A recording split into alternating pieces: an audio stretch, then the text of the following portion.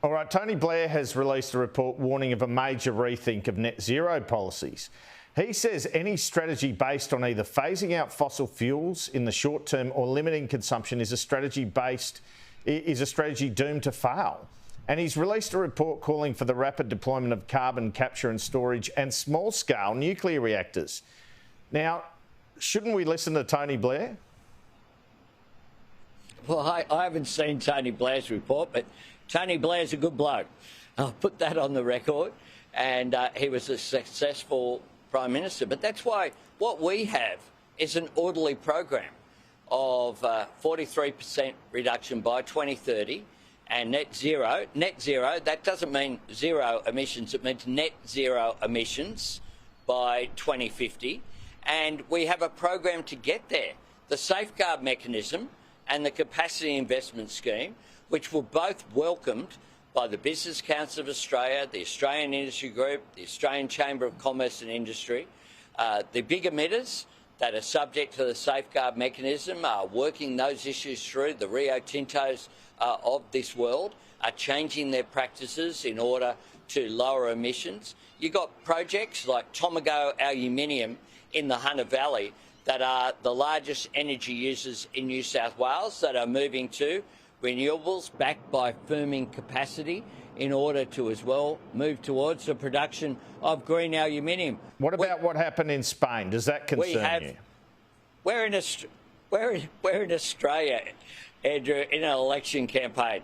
If you pick out countries to go through around the world and ask me questions about the detail of what's happening there, then I think that's a bit rough. What I'll say is my focus is on Australia. We have a plan to get our emissions down. We have a plan to make sure we deal with energy security and energy supply.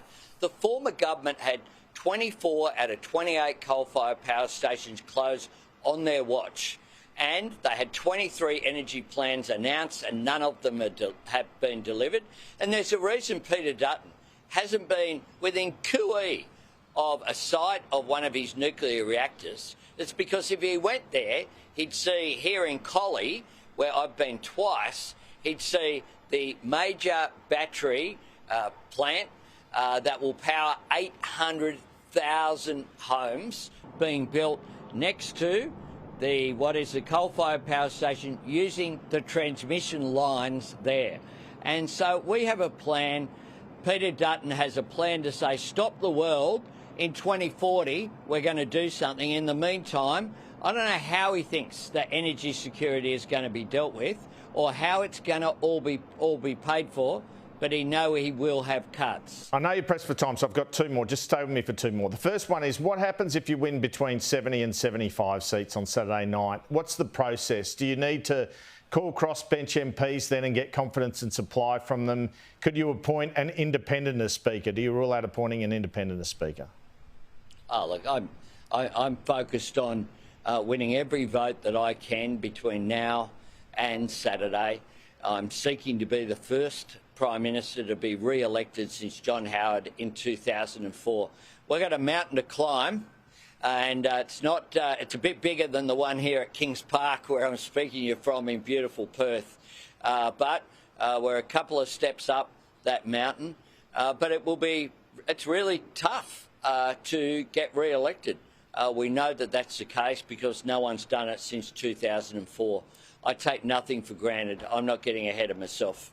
All right, and just finally, the US and Ukraine have this morning signed this critical minerals deal.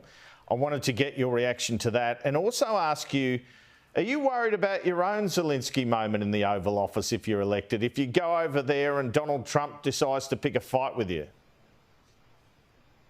Oh, look, I deal with people respectfully across the board.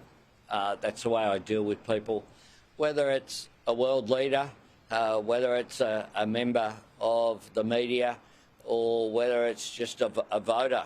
If you have a look at the way I've dealt on this campaign, I've been through supermarkets and shopping centres, I've been through malls, I've been through schools, I've been hanging out at polling booths, I've been on street walks.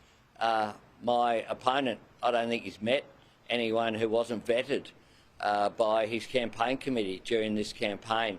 And that says a lot between the difference that we hold.